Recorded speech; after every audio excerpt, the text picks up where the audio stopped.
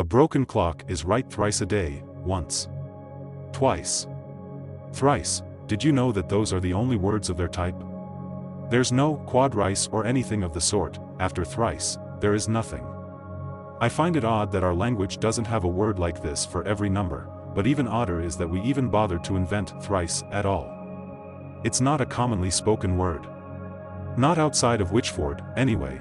A broken clock is right thrice a day, a spin on a classic saying, yet one with its meaning opaque to outsiders. I invite you to learn of the saying's origin as I walk you through the events that transpired last summer in a place I can never bring myself to go back to. The clock tower stood tall in the British village of Witchford, visible from any street. Not exactly a huge feat when your village only has 6 streets, but it still stood proudly at the center. It was always able to see you. Lights behind the clock faces illuminated them at night, easy to mistake for the moon at a quick glance of the skyline. Their harsh white glow, a reminder of the passing minutes, the hourly chimes echo this to those even without a direct line of sight. If anything about Witchford was eerie to newcomers, this clock tower was it. To me, though, it was just there to tell me when my shift ended. The local corner store I worked at had a window directly facing this tower. One day, on a Saturday, at precisely 1:07 p.m., the hands stopped moving. I didn't notice until a customer I was serving chuckled slightly. "I can't believe it's been 1:07 for nearly an hour," her sarcastic tone still not cluing into what exactly she meant. I didn't clock onto the joke until she showed me her watch and gestured towards the clock tower. Sure enough, it was 2 p.m., yet the tower told otherwise. "Well, I guess it'll be right again tomorrow," I joked, "twice if we're lucky." On her way out, she told me that she was going to inform Tobias. I'm sure he already knows, but there's no harm in me just making sure.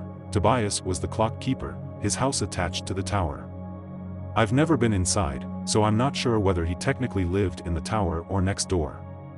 I suppose that depends on whether the buildings connect internally. Either way, the tower was his responsibility, as it had been for the past 50 years since his father tragically died after falling from the tower. Continued to be eerily missing the rest of the day, nor did I look at the tower. In the morning the next day, as I left my house for a walk in the summer heat, I saw that the clock tower still read 1:07.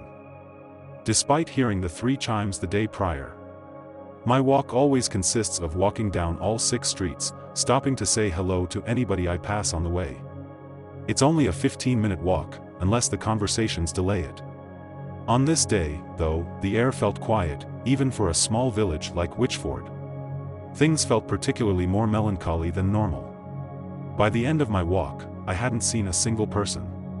That was as I got to the final street, the one that goes right through the center of our village, right past the clock tower. I could see Rob, Witchford's lone police officer, standing at the doorway. His hat was held solemnly in his hands, a gesture that he reserves usually only for church services. By the time I got to the clock tower, he had gone to sit in his car. I could hear other officers on his radio, confirming that they were on their way to the location. His car window had been rolled down, so I stopped to say hello. "Morning," I spoke with care to remove emotion from my voice. I didn't know what had happened or how serious the situation was. If something bad had happened, I didn't want to be the oblivious twat who walks in and asks, "Why the long face?" He seemed to not even notice me until I had spoken. Hey. Yeah, morning to you too. Is everything okay? Yeah," his words not matching his mannerisms. "Well, things will be okay." He looked pale. I didn't know what he had seen, but it had spooked him to his core. Before I even got the chance to ask further, he answered with what he knew I was curious about. "We're gonna have to announce it soon anyway." So, he stepped out of his car and stood beside me. 3 bodies were just found inside the gears of the tower, twisted and mangled. I froze at the mental image in my head. It was enough to make me feel sick. I couldn't even imagine how he felt. Did they fall in? Who are they? We don't know anything yet. None of them are local residents. I didn't recognize their faces. At least, not what was left of them. We're treating it as suspicious, but until we investigate further, that's all I can say. As the day went on, more information was released. Sketches of their faces were shown, and not a single person said they knew them. Their identities were a mystery to us, yet we still felt shared mourning for their deaths. It was thought to have been a freak accident after checking various cameras and questioning local residents. Nothing suspicious was found. At 4 p.m., the clock chimed 4, though the hands remained motionless. I think by now it's clear where the saying came from. I don't know who was the first to say it, but for these few days, it's all anybody would say when those chimes hit. Well, even a broken clock is right thrice a day. It wasn't exactly a joke, although by definition I suppose it is. Nobody ever laughed and the words were spoken. It was more like an absurd observation.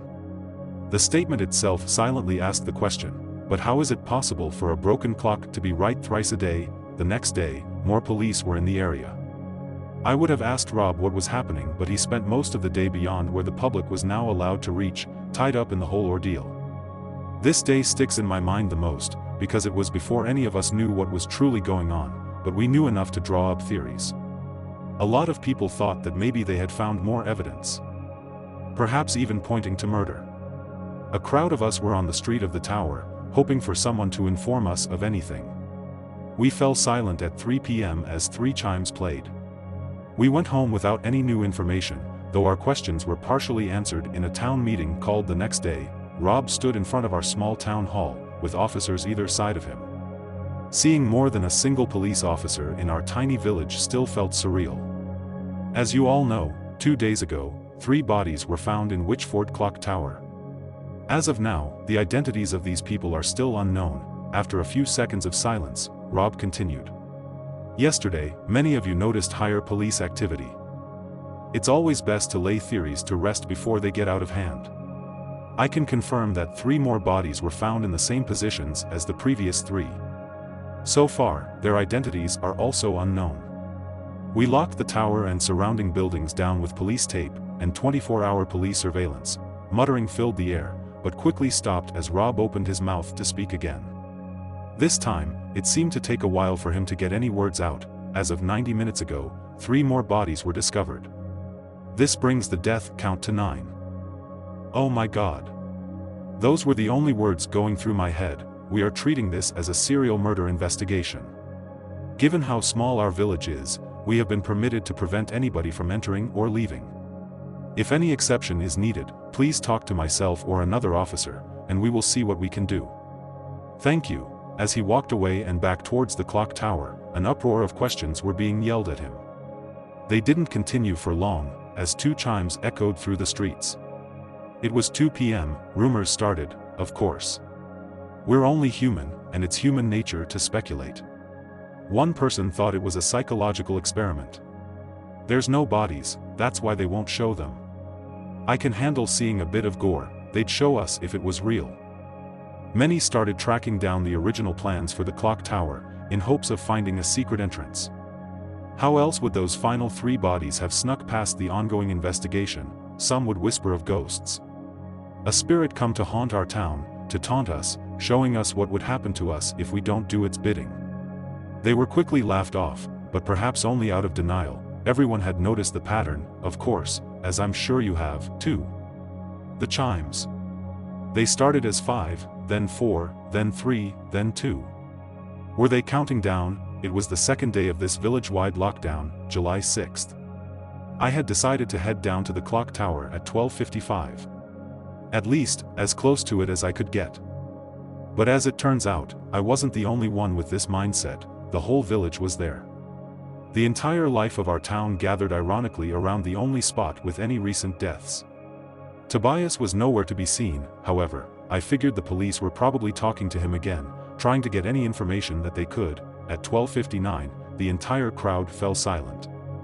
We were all waiting for the chime, unsure of what to expect. Our minds all focused on the same thing, the tower, still stuck at 107. The seconds went by, getting us closer and closer to 1 p.m. Have you ever seen a crowd of people physically deflate? Fear and tension leaving the atmosphere, as your own mind calms with it. It's fascinating to see, and it's exactly what I saw at 1 p.m. when no chimes were heard. Not a single one. It did not chime once, nor twice, nor thrice. Only a few minutes went by, and people were already leaving the crowd, when Rob stepped out of the tower. He whistled loudly to get everyone's attention. We were all dreading for him to inform us that 3 more bodies had been found. Instead, we learnt that only 1 had turned up. Somehow, this was so much worse than 3, because this one wasn't a stranger. It was Tobias. No more bodies ever showed up after that. A few weeks went by, the lockdown was lifted, and no further evidence was ever found. The clock was eventually repaired, albeit now with no clock keeper.